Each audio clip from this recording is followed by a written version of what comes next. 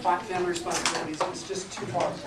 But then about 5 years ago, I kind of got excited about it again and said to my wife, you know, this is something I want to do. Some guys have golf, some guys go and play sports, some guys go out to bars. This is what I'd like to do with my free time. I'd like to do something in the community, something that helps me, I like to say, get my geek on. Be able to have something I'm really proud of, go out there in the community and do something new. So about 5 years ago, I got started with the Empire City Garrison. I had contacted some of the guys and met them here at ICON in my outfit that I had put together myself through different sources on the internet. And I just showed up in costume, and they basically looked at it and said, "You're in." And that's how I started. And I've been doing it ever since. I do anywhere between 20 and 30 events a year. Some people do more, some people do less. But I'm very committed to this organization. I think it's a great way to help the community. It's a great way to make friends and meet different people that you normally probably wouldn't have even met. I mean, just about every guy in this room here, you know, I've spent a lot of time with, and we've gotten to know each other. And we actually hang out sometimes outside of the 501st. But just whenever you go to a 501st or Rebel Legion event, you already have something in common. You already have a love of Star Wars. You have a love and attention to detail, trying to get your costume as movie accurate as possible. And it's always a good starting point for a friendship, just to meet a lot of nice people that also are very socially conscious and want to do this for a good reason. So it's been a great experience for me over the past 5 years. Rachel, can I throw it to you for a second? Rachel's one of our newest members. She joined about a year ago. And you started with your X-Wing pilot costume? I started with this pilot costume that I'm wearing right now. I put it together the same way, throwing together things on the internet. I have not, in fact, been coming to ICON for 10 years. It was more of a 10-year love of Star Wars since childhood type thing. And now I'm a member of both Legions. I've got the Sand Trooper armor that I just finished up last month. I was in that earlier today, the Short Trooper, yes. Yeah, aren't you a little short for the Stormtrooper? You hear that a lot. It gets really old. I love standing next to her though, because I look like 10 feet tall. Oh, it's great, it's great. I follow Vader around. So if any of you guys have questions about how we put the costumes together, or what it's like being a dual member, since I'm a member of both Legions. Yeah, I'm curious if you guys mostly make your costumes or buy them. Yeah, there's different people in the group that are like experts at certain things. For instance, right here we have King Jawa Ian, who's an expert at making Tusken Raider masks. This is some of his work. After it's all finished, he's actually showing the process here of what he does to make them. There's different artisans who are in love with Star Wars, love trying to make something super accurate. And when they are good at it, they usually do something called a run. They'll go on the boards and say, hey, listen, look, I know how to make this. I know how to make a really good copy of this. I'm going to make them, and you know, anybody who wants it, just sign up, and people will try to get the run of this certain item. For instance, what Rachel's wearing, there's a person on the boards named Darth Hare on the Rebel Legion boards who makes these helmets, and he painted up that helmet for her, and I had the molds for that helmet. He also made her chest piece. And there's another guy, are yours Elvis Troopers? Yeah. There's another guy who calls himself Elvis Trooper, who does all the metal parts. So there's various makers who specialize sometimes in one single little part, one little particular item. And once you get involved in the club, even if you just start off with a basic costume like a Jedi that you got that does meet our stringent specifications, or an Imperial officer, you can get involved and then like upgrade to a better costume once you get involved and start meeting the people. Once you get in the club, it's a hell of a lot easier to source these different parts than it is if you're kind of an outsider. Once you get in, you get like addicted to it. You're like, I gotta get that, oh my god. I gotta get the Boba Fett, oh my god. And you can find people who make all the different parts. Tom Peterson here started as a Jedi, and he's actually been working on a Jango Fett. He can tell you how much easier it is. Once you're in, you can find all the people who make yeah, parts. there's a lot of people that offer a lot of support for getting your costume together, getting it movie accurate. I found out that since I started this, and I officially started this year, so I haven't been with the Rebel Legion for a year yet. But I found that I enjoy doing a lot of the painting, the weathering. So now I'm working on a Jango Fett right now, but I'm getting some of the pieces sent to me. Some of the pieces, you know, some people didn't want anymore, and you might sell it a little bit affordably than trying to get stuff over eBay or anything else. So I got some of those pieces. Some of the pieces I'm making myself, and I'm giving it a shot. And if I make it, it turns out pretty good, then that's great. If not, then you know I can always go back to going to you know, one of the more professionals and just purchasing off of that. But I found out I have a real love to get kind of crafty and paint some of the stuff, which I didn't know I had before. Now I've got tons of paint in my garage, and you know I'm always painting something now. Yeah, and you should keep in mind too, the other thing we strive for in both clubs is accuracy. We have very stringent guidelines as to your costume has to have certain items at a certain level to even be allowed in. There is a Stormtrooper costume you might have seen online that's called the Stormtrooper Extreme or Deluxe Edition costume that's by Rubies, and it's like $1,000. That's not even close to meeting any of the standards within the 501st. There's no even way to modify it to make it even close to movie accurate. So once you get in the club, or if you try some of the other websites, some of you might have my white card, that's whitearmor.net. There's another, I'll just give you that website too, if you could write that in the board. Whitearmor.net. Each basic costume has a separate detachment. They call it a detachment within the club with its own board. And you don't have to be a member of the 501st. You can just join it and find out information about a specific costume. Whitearmor.net is the one specifically for Stormtroopers.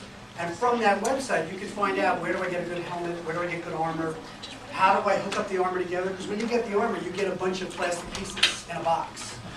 And you have to figure out how to strap it properly so it sits on your body properly, so you can move around in it, where to glue on the different pieces, how to attach the different pieces. There's a lot of work that goes into, and there's almost a little bit of an art with how to get this exactly the way to fit your body type and fit all the pieces together. Especially if you're really short like me. Let's make You have to do a lot of Rubik's. cutting and adjusting and different modifications.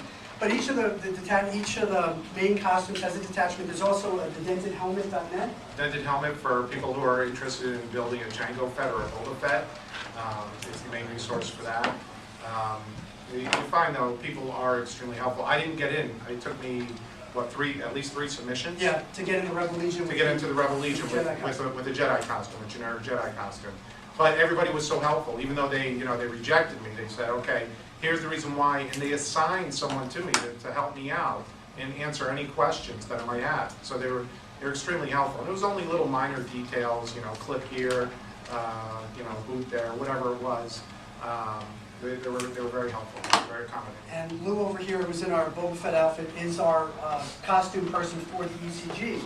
So he's the person that you submit your pictures to, and he'd say, you're missing this, this, this, and this.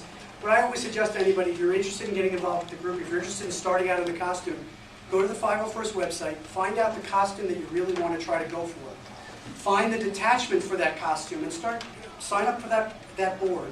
Start finding out where you can get the different pieces, how much it's going to cost, because some outfits like this can run anywhere from $1,000 to $1,500. A Boba Fett can be $3,000 to $5,000. So you got to be realistic if you're going to just start out. That some costumes are far more expensive than others. And how much was yours, Ron? At the moment, I'm at 6,000. So he's at $6,000, and because he's got the real leather outfit, he's got the real cape, he's got a very accurate helmet and chest box. And again, these are all makers from the 501st who can direct you to where to get these particular parts. And there's a guy in Argentina or something who makes the Who makes the cape? cape. The cape circle came from Argentina. Wool, mostly wool. Then you have to lie to your wife when the Oh, yeah. I have a separate credit card just for the 500 first. Yeah. My wife doesn't know anything about it. sheet metal helmet. Oh yeah, no, that was $20. Some of the prices do seem daunting. Once you're on the boards, you'll find some people who will go through a costume and say, listen, I don't want it anymore. And before they sell it off on eBay, they'll offer it up to the people within the 501st or within the Rebel Legion. Because there is a board there where people are, having a costume or prop sale. If you're looking to buy something, you can always post, looking to buy, and list what you're looking to buy. Somebody might have an extra one that they're not using, and they'll be able to offer it up to you. So even though the prices can be very daunting, you can also do it very affordably. I'm keeping a running tab of how much I intend to spend on my Jango Fett costume, which is over $3,000. And right now, I'm $1,000 ahead of the game, just from going through the boards. I keep a running tally of how much everything priced out, how much it costs, and how much I've actually spent. So I'm building as I'm going along. I don't have to buy everything right now. I'm a patient man. I already got a costume. But it's nice that there are people out there that if you're looking to get something, they'll say, oh, you know what, I got an extra one here. So. For that matter, a lot of the time, the more you do yourself from basic supplies, the cheaper it can be. Like people sell pre-made jumpsuits with like pockets in the correct places. But if you want to sew your own, like I did, it ends up being a lot less pricey, which is great for those of us who are younger and less established in our careers and have a slightly lower income. And things like, you could go for like Jedi robes. There's a lot of pre-made Halloween costume, what do you call those? Patterns. Patterns. Patterns, yes. You could always tweak a pattern that's already made, like a McCall's. has a wizard robe and wizard tunic pattern. So you buy that for $3, and then you buy $50 worth of fabric, and whammo, stitch to stitch, you have a Jedi. You have a nice grandmother or mom that can sell it. Yeah. Are there any resources for making costumes? What was that? Like online resources for making? Well, you- Oh, everywhere. The white armor and the helmet are for the bad guy costumes. There's also a bunch of resources for the Rebel Legion. Within the Rebel Legion board is actually open even if you're not a member. You can get in there and start asking around and asking for some help with different stuff. Even if you're not doing, I mean, we've had people ask us who weren't even doing, I think you were asking me earlier, people who weren't even doing Star Wars costumes who might just want some tips on how do I put on armor? How do I put this on? How do I strap it together? I'm lost, I don't know what to do. Well, you might want to look in there and just see what some of the guys have some ideas on how to do that. Because I know I was on the boards a year before I even put together a costume. And it's great because you get to like really chit-chat with everyone. I ran down to Celebration 5, and honestly someone's like, what's the group like? I'm like, it's like a high school reunion for a group you've never been to. It's like you've never been to school, but everyone knows who you are after you've been on the boards. You know, I'm walking down like, hey Magnus, how's it going? Hey, I don't know who you are, but nice meeting you. You get to know everyone in the community.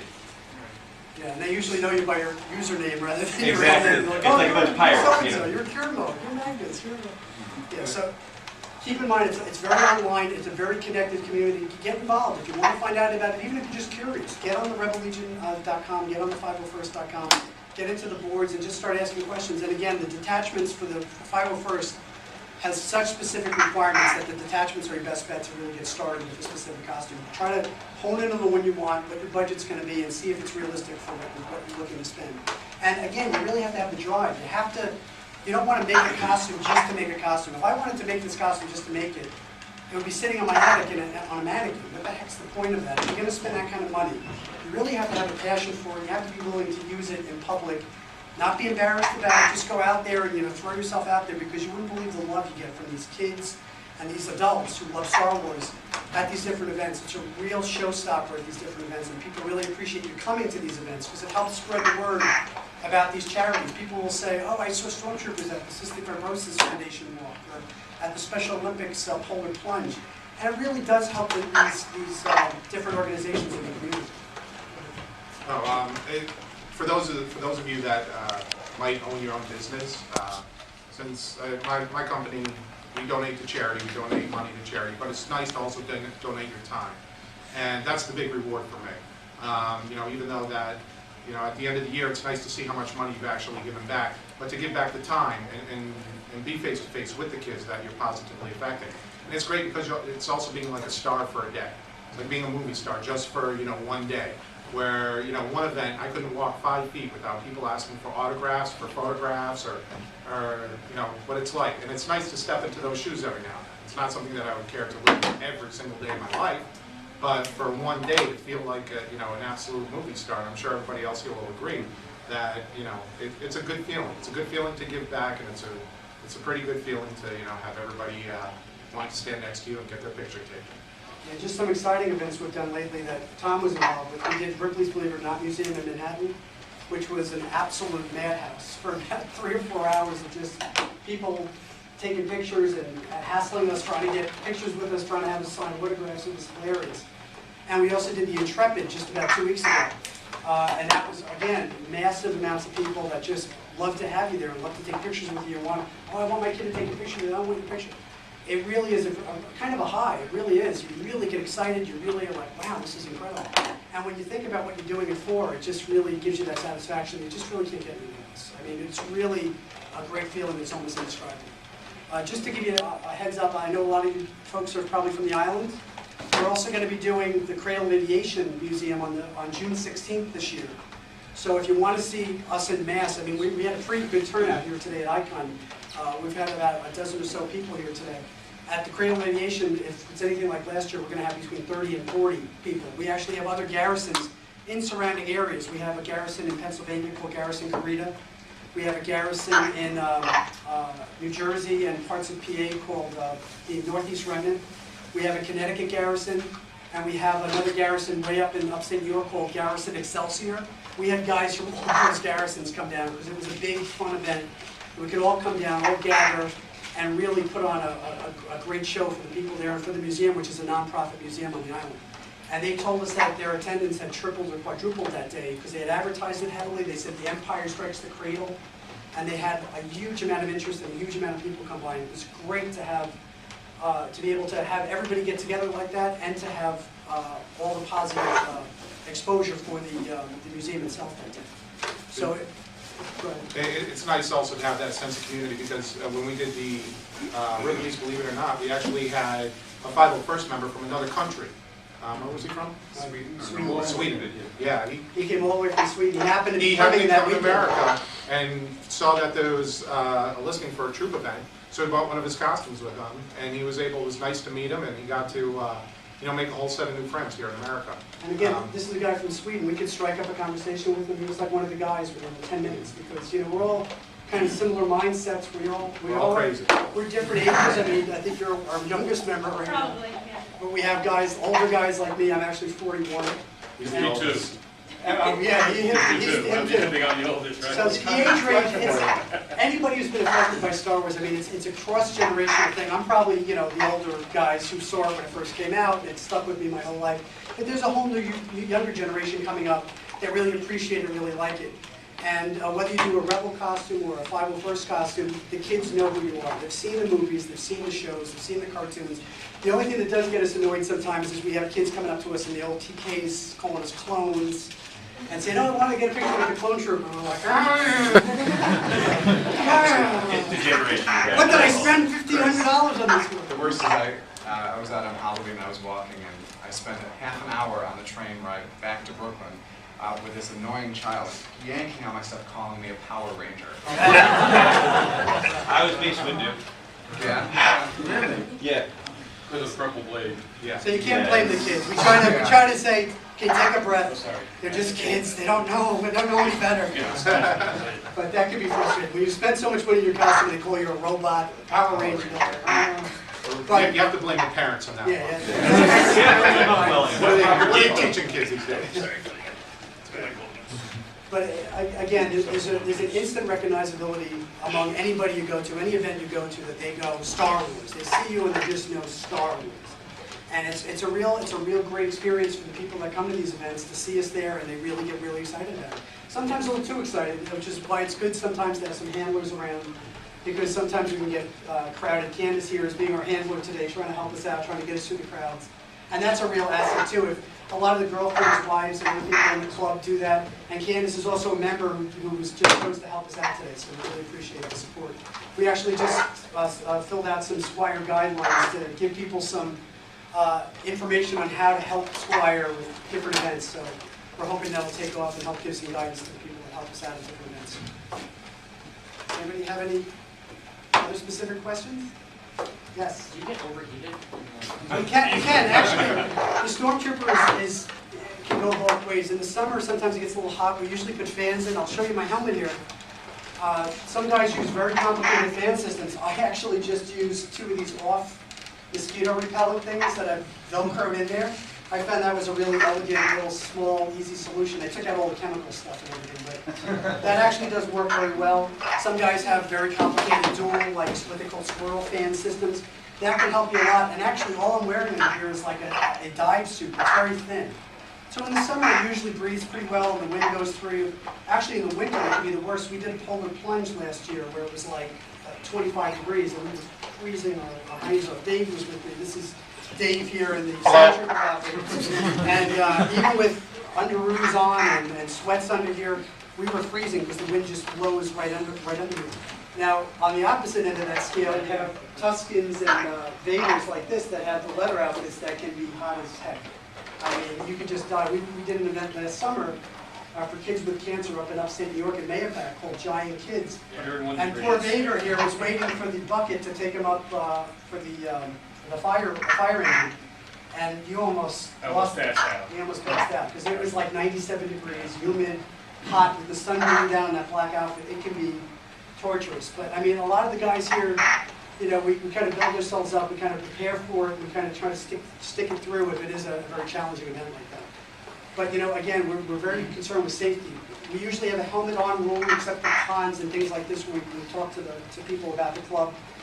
But there is a way for that. If you're ever in distress or ever feel like you're dehydrated or feel like you're going to pass out, you take the helmet off right away. That goes out the window. Frustrating? Yeah, so One thing, you can never tell when a stormtrooper is about to pass out. until they start going like this Yes. and fall over. There was actually, I don't know if any of you have the Blu-ray Star Wars Blu-rays. There's a documentary on the supplemental disc called Star Warriors. That's about the Rose Parade that the 501st did in 2007, where Lucas put out a call to all the 501st people across the country and across the world and said, we'd like you to come to the Rose Parade. And he shows that it was 200 people that came and flew into California, Pasadena, to do the Rose Parade. There was an incident right at the end of the parade in the documentary. You see one of the stormtroopers just completely falls over. He just had done it, he did it, and it just collapsed. And they had the paramedics and everything. It's a rare occurrence, but you got to be mindful of your own body. And if you start getting lightheaded, you got to take a break, go into the shade, and try to take off your helmet, take a breath, and some water. Jedi costumes are nice because this is actually extremely warm. Like in the winter when we're out on the deck, it was, it's fine, but you can always just remove some layers and all of a sudden, remove the cloak. I still got my costume on, but I'm still a little bit cooler. Same with this one, easy to layer underneath. You can either wear nothing, like I wore that exact outfit to... Well, not nothing. Well, I was wearing underwear. You can wear this like in the winter. I wore it right over my jeans and my shirt and everything. I just wore it right over it. I did an event last year with another one of our sister garrisons, the Northeast Remnant, that we did at Great Adventure. And I wore that exact outfit with just underwear on under it. And it was actually, pretty tolerable, even in like 90-degree heat out in walking through the Six Flags Great Adventure. And there was also another great event for cancer. It was called Walk in the Park, where they try to raise money for cancer awareness. And it was great because we actually got on the cover of one of the magazines, one of the local New Jersey local magazines, for what we did at this thing. So because they're taking a picture and people see a big stormtrooper and a big biker scout and Darth Vader on the cover of a magazine, it does highlight that organization. They're saying, "Oh my God, stormtrooper! Oh, what is this organization? Walk in the Park. It's for cancer research." It's a very good way to try to get the word out about these different organizations while having fun at the same time. Does anybody have any other specific questions? Got anything? Did you tell them about how some of the other events that we've done, like the Weird Al concert? We do sometimes get asked to do promotional events, like we do Weird Al Yankovic whenever he comes into town. He actually usually asks for a couple of stormtroopers and Darth Vader to come on stage when he does his set of Star Wars songs. I've done it 3 times. You did it once with me at the Paramount Theater out in Huntington.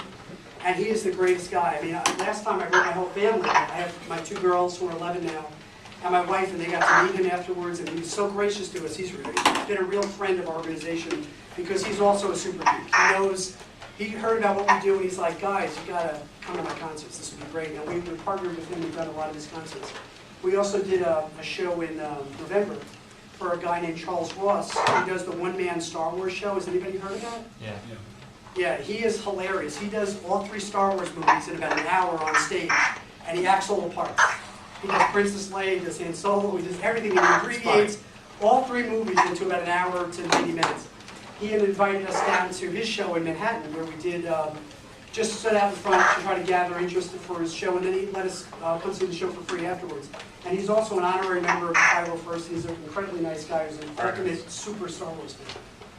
We're also friendly with a lot of the actors. A lot of the actors really like to have us escort them to their different things at cons. And a lot of them are also what we call honorary members, where we present them with a plaque and we say that you're an honorary member of the 501st.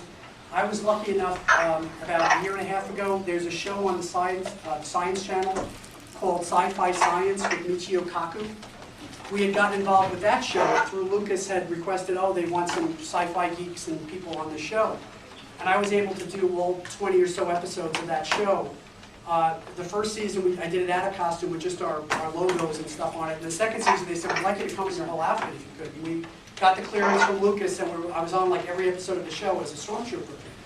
I was actually able to present Michio Kaku for letting us do that, and all the stuff he had done for our group. I presented him with an award, which was a huge thing. To be able to give somebody who's a world-renowned physicist like that, an honorary membership to our club. So that's another thing we do. We reach out to a lot of these people who have any connection with Star Wars, who have done something good for the 501st or the Star Wars community. We try to honor them within the club. We also, as you can see, the trading cards. within the club, for both the Rebel Legion and the 501st, we have runs of cards, and a lot of guys try to get all their costumes, get the cards made up, which we just give out for free at different cons and different charity events. So that's another fun thing that we do within the club, and you can see from those cards, they're really professionally done, and all that time is donated by very talented artists within the club who donate their time to make these up for us. So we really appreciate their support. It's great to have access to that kind of talent, to people that are really obsessed with Star Wars just like we are, and are willing to donate their time in that way to help the organization. Any other specific questions anybody can think of? Well, I have to say, it's very interesting about the detail that goes into a costume. Like, you look at Vader over there, and if you go, I'm going to do a Vader costume, well, there's 3 different types of Vader. There's, well, 5. Well, you have A New Hope, you have the movie, different movies. Each movie has a different aspect to the costume. Some have squiggly little lines, others have wordings. The switches are different, you know, so when you get into this group, you don't get, like, overwhelmed. Because there's a lot of little different details that you wouldn't notice unless you were actually holding the costumes in front and really looked at it. So the nice thing with the organization is that you could really tap someone and go, you know, I'm looking to do this costume. What details do I really have to look for? Yeah, if you say I want to be Boba Fett, the first thing Lou's probably going to ask you, okay, which one? Because there's differences between Empire Strikes Back, there's differences between Return of the Jedi one that you may not have noticed, but we noticed. Everybody in, you know, we're very detail oriented when it comes down to looking at the costumes and what was involved in putting those costumes together. You know, a small example was, you think it'd be easy just to put on boots and be Jango Fett, but no, they have to be a certain sole of boot. And the company that made the original one was Kenneth Cole. It was a Kenneth Cole Pit Crew boot, which is no longer available because all us geeks bought them all up. And there's only one other Kenneth Cole, and there is another company that uses that same sole that you have to get. I have to get the other company that uses the same sole. You know, but with being on the board, you see that people, somebody had all the different sizes of the Kenneth Cole Pit Crew boots. Had other people in the 501st and the Rebel Legion send their boots in, and he made molds. And now he's hand making. He's like a shoemaker, you know, which he makes shoes, and he's building them all for everybody else who wants to be a Jango Fett, which is very nice. There's a website too for these white boots I'm wearing with the U shape on them. They're called TK boots, and there's actually a company called tkboots.com that make these particular boots that they stopped manufacturing in like 1979 because they're like disco boots. They're like disco, you know, white boots to wear with a white suit. And there's people that have remanufactured them. They call them totally kicking boots, but everybody knows that they're TK Stormtrooper boots.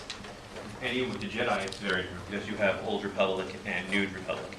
And each side of the Jedi, you have different elements. Like, for example, a little clip like this, well, I have to be New Republic. While you might have, are you using a Cobra Tech? Yeah, I had to get, this was what I had to get for my final approval was getting this little $3 item. That was the last thing I was missing because of the era Jedi I was. Whereas my lightsaber actually takes a cover tech clip, which is I have here. I'm just wearing it for ease to hang it up. But this is meant for a D-ring lightsaber, so you can easily hook the D-ring. It's interesting to really find out everything that goes in because all of a sudden you're learning a lot more about the movies too than you ever thought you'd ever know. Even with color scheme, it's very different. You know, you have a little bit more variety in the New Republic as opposed to Old Republic, which you're just looking at the oatmeals, except for, say, an Anakin, which is slightly different. But if you look at the episodes 1, 2, and 3, very oatmeal, very light browns, and in the New Republic, it's a lot more out of the books and expanded universe comics. Yeah, and also keep in mind that the people who judge the costumes and the people who give you feedback on the costumes, they're not out to get you or not get you in the club. They're really trying to help you because we do have a certain level of standard that we try to adhere to, so that when we come to an event, we're not a joke. We're not, this guy looks ridiculous, or I don't know what this guy even is. You have to conform to certain standards, and the people that give you feedback are really just trying to help you conform to those standards, just to help your costume be better. They really want to see you succeed and come on board. That's why they assign somebody. If you don't have everything quite right, they'll say, you know, okay, here's a guy, this is your go-to guy. He's going to help you out with, you know, if you're missing an item, where to find it, where to get it, how to perfect it, how to actually assemble it correctly. If you just have something assembled wrong, and you're on your own and you don't have somebody else to turn to, well, you can actually turn to somebody on the board. You have like you have a little helper there. You have a big brother or big sister. Any other questions, guys? Anything specific? What is like the range in terms of like, you were talking about New and Old Republic, like what is the range of, I guess, the canon that you're stuck, that you're limiting yourselves to? Like, Right now, as it stands, there has to be some sort of visual reference that it can go by. Yeah, Three. He's putting up 3. Yeah, 3 photo references. Yeah, 3, yeah. So if you're making a generic Jedi versus a specific Jedi, like Kit Fisto or Koploon, Ki-Adi-Mundi, one of those Jedis, obviously they're going to be very detailed on that. Whereas if you're doing a generic Jedi, you just have to make sure that everything fits within guidelines, that your boot has the proper spats, that You're not bright pink. you have the right colors, you have the right types of material that you're using. Generally they're very good at labeling out the standards so you know what you need to get. Like now, I learned my lesson when putting this costume together.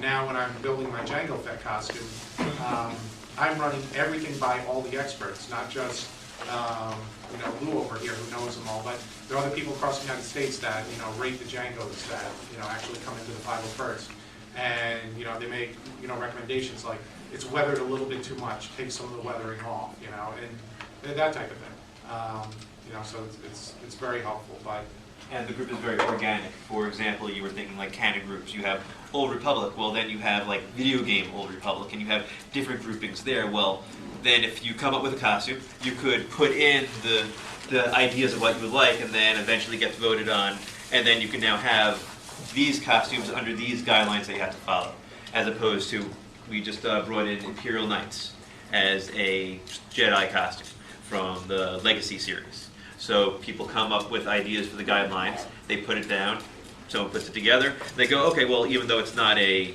Jedi costume in terms of like fabric, it's still a Jedi costume, so then it falls underneath the next category.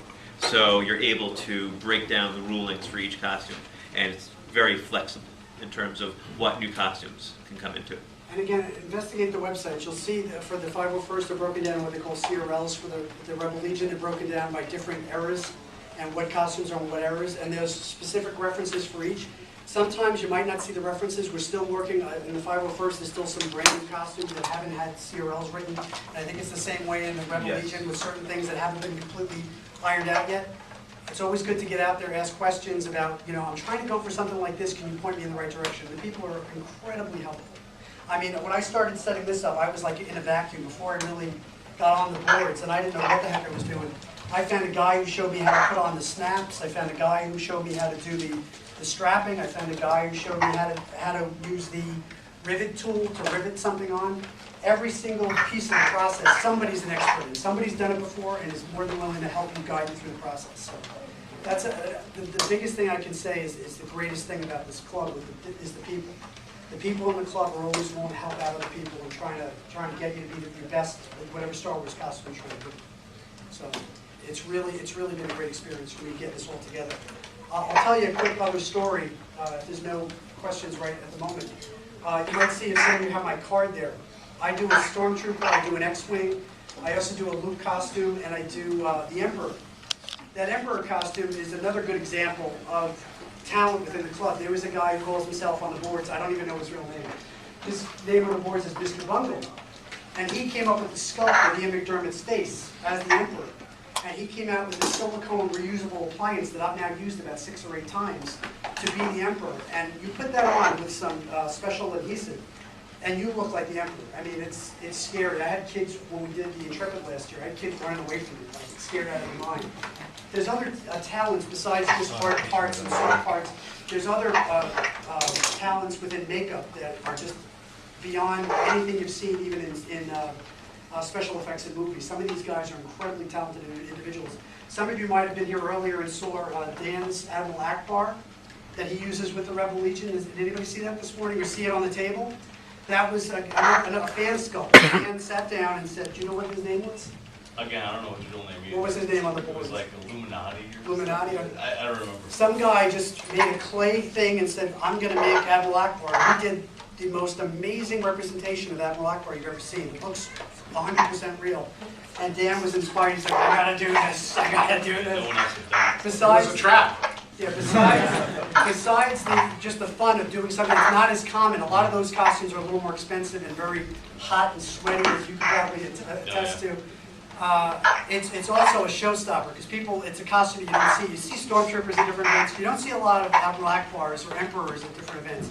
So it's kind of a show-stopping We also did the thing. Intrepid, as you mentioned earlier, and I had to do Yeah. the Admiral at the Intrepid. And with I'm sorry, what was that? So didn't he have like the Admiral Akbar cereal? Yes, he had a cereal box, and that was just for I fun. forgot. He had the I Admiral had it, Akbar I cereal. forgot. The other thing with Admiral Akbar, I think you were telling me that you just couldn't resist it because of the cultural stuff from Oh, when I was Robot doing Chicken. the research, From I Robot just- Chicken. And It's doing, just- there's a million, it's a trap, artwork and. It's a crap. With him Yeah, on the it's toilet. just, but like, You know, like the news, it's I have kinda to, I have to say it. It's like a pop culture thing, and Yeah. I just said, I just had to do it. It's too much fun. See, you just walked around the Intrepid the whole time. It's a trap! Yeah, I've It's heard a it. trap! I couldn't tell you how many times today I've heard, Yeah. it's a trap. You can't repel flavor of this magnitude, it's just, that was just such a fun experience for you, Dan. I can see it on your face, it's just great. But that's another whole division within the Rebel Legion and the 501st, is people who are just artists who really donate their time and come up with runs of these items that are exclusive to the 501st and Rebel Legion that you wouldn't find anywhere else. You don't find them on eBay or on different replica forums. They pretty much keep them in-house within the 501st. Thanks very much. Thank you. Yeah, everybody that I've met through the Rebel Legion and the 501st, all been super great, very nice, all except for Chris. I'm just joking. I love Chris. But yeah, you make a whole new cosmos of friends, a lot of new contacts, a lot of new friends, which is another rewarding part of it.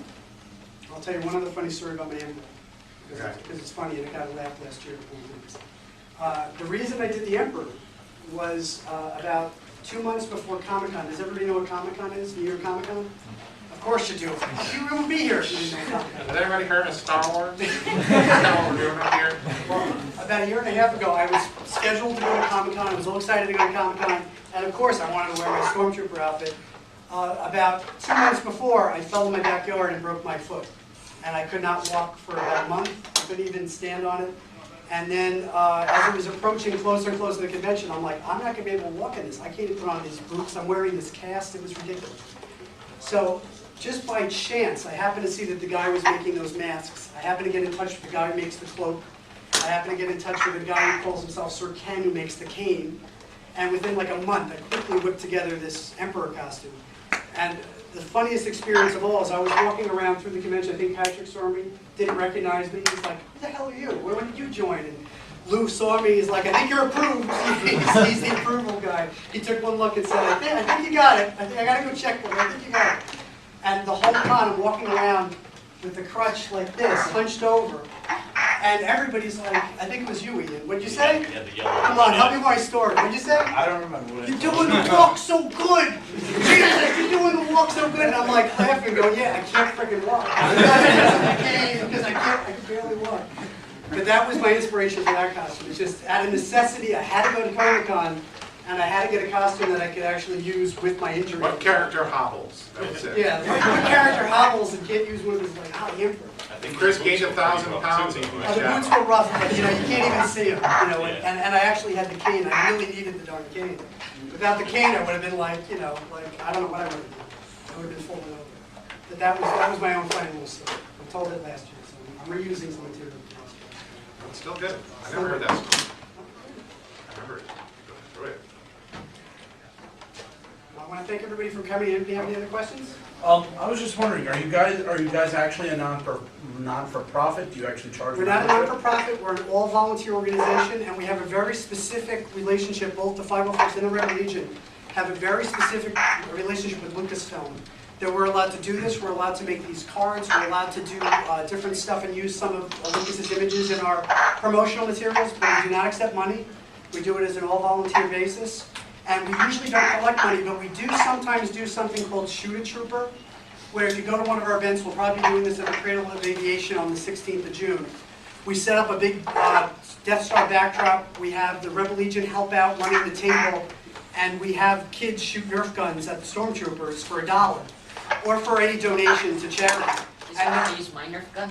What was that? It's like if I use my Nerf gun? You can use your own. If you want to bring your own Yeah, Nerf gun, you I can bring your own. painted it to make it look like an actual gun. Well, they might not let you in there. He with the- painted it, not me. But you can bring it. You They can might bring it. not let you in. But we let the kids shoot us with the Nerf gun. We've raised, in the past year, we've raised almost $1,000 doing it. And we donated to a specific group that we're very close to. There's a group in New York called the Pinwheel Project that brings toys and games to kids in hospitals. And we do a lot of hospital visits as well, visiting sick kids in hospitals.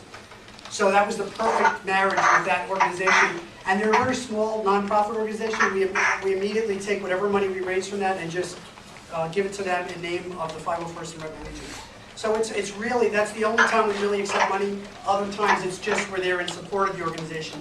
We don't usually handle any money or donations. That's the only exception to that rule. Even for membership? What was that? Even for membership? You gotta be 18 and You have to be 18. costume. And have a costume that's approvable within one of the Yeah. two groups. The price of admission is your costume. Yeah, there's no dues, there's no dues, there's no fees, everything within the club is free. These different promotional items, usually somebody will take up a donation within the club if we want to start printing out some more of these for cons and things. But once you get in the club, it's almost like an addiction. You want to get the hat, you want to get the t-shirts, you want to get all the stuff, and that's all made in-house for a reasonable amount of money. I mean, usually t-shirts run $10 or $12. Ian here is our merchandise officer, who does a lot of our runs and different stuff. Ian, what are the t-shirts usually run, like $10, $12? Yeah, shirt's about $10, $12, and You then, usually get a good volume discount for different stuff. We usually make stuff within house, and again, we're authorized by Lucas to make stuff, and it's only available through the club, so there is a real exclusivity to getting some of this merchandise, because you can only get it if you're an approved member of the club. And some of us, including myself and Ron here, cannot get enough of it. We always buy every coin, every t-shirt, every hat, everything that come out. I don't do patches. You don't do patches. Ian does the patches. Ian's a patch fiend. We make little patches and stuff for different garrisons and stuff that people collect, and Ian is one of our big collectors here. Any other questions? Yes? Does Lucasfilm help with your costuming? Like, they give you resources and things? They don't usually give us resources, but again, they do ask us to do specific events. We did the Today Show about 3 years ago. We were asked because they were having a big event in New York. Lucasfilm said, could you guys send some guys down, some stormtroopers and some other guys down to the Today Show to do this big Halloween thing. Sometimes they ask us to do openings of the movie. Usually with those type of things, again, it's usually in exchange for a donation to charity. They'll make a very large donation to some local charity in exchange for us coming to one of those events. So again, it's a great feeling when you're doing something for the man who created everything, you know, for that organization, and they're also doing something to charity. It's a great feeling to be able to do something and actually give back with just a few hours of your time. You're doing a lot more with that time. Chris, can I say, the Blu-ray, you know, they have all the extra features and stuff, and there's a section on there of the Biker Scout, and it's actually incorrect. So people that look like, that's not the right undersuit. Oh, they didn't wear that collar, and that's on the actual Blu-ray. So even the Lucas archives, I mean, stuff falls apart. Latex falls apart, it rots away. So they kind of piece things back together. But even the fans on the boards and stuff, like, yeah, don't order that one. That's totally not right. Yeah, it's old. It's 35. Yeah. Almost 40 years old. So. If you happen to be, I feel my age now. Thanks. I'm 41. I'm with you. if you happen to be mechanically inclined, also some people they build R2 units. Did you go to that site? Well, I'll mention it. There's another splinter group that we partner with a lot called the astromet.net that does specifically droids, and they do R2 units, R5 units. Ian here is almost completed, right, Ian? Close. Close? You have it for the cradle? About 5 June? Yeah. Okay. Ian here is working on making the droids. The droids are fully functional droids that look just like they came out of the movie.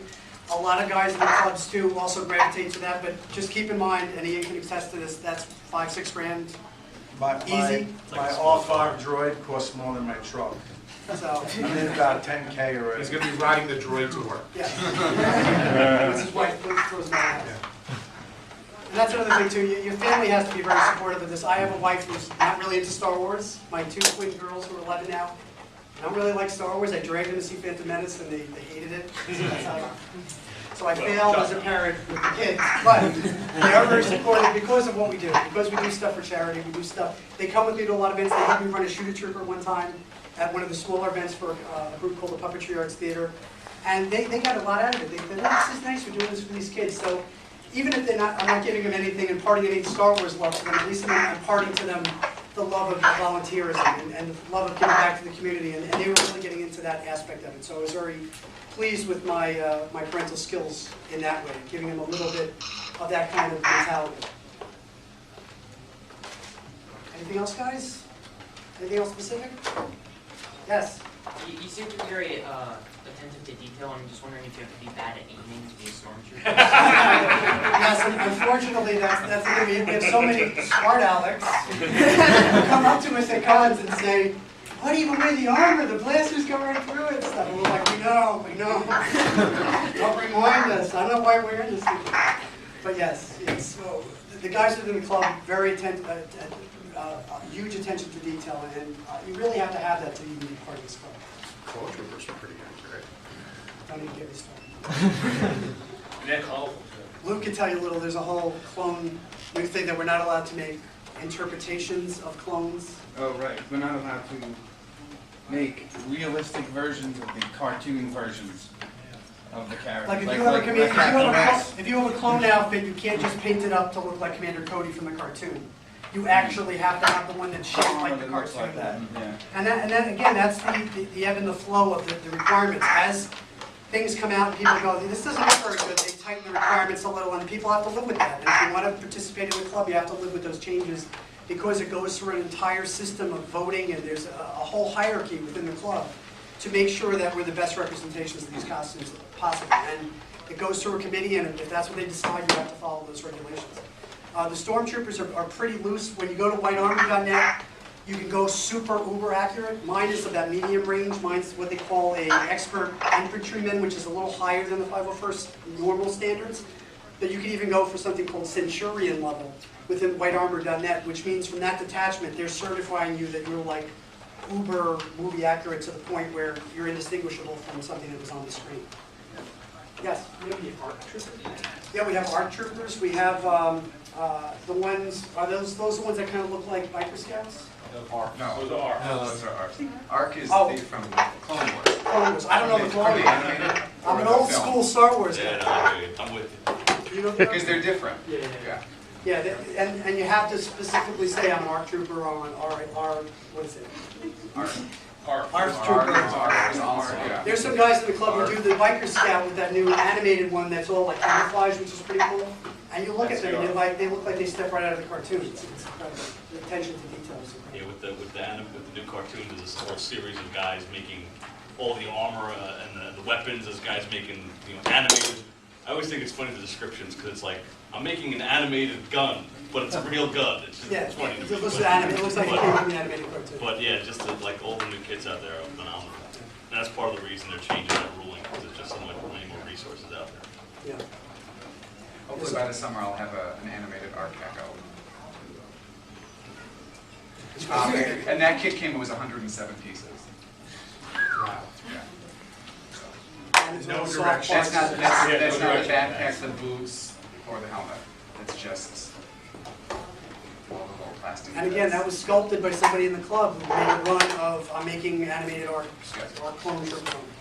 And again, it's great to be in the club because you see all the stuff coming out, and I always have to stop myself. Luckily, I have my wife and kids also help me ground myself because I would have every one of these costumes in 2 seconds and spend every nickel I have to have them. And luckily, they ground me and say, "No, honey, you're not spending another grand on a costume. You're done for now. You're done."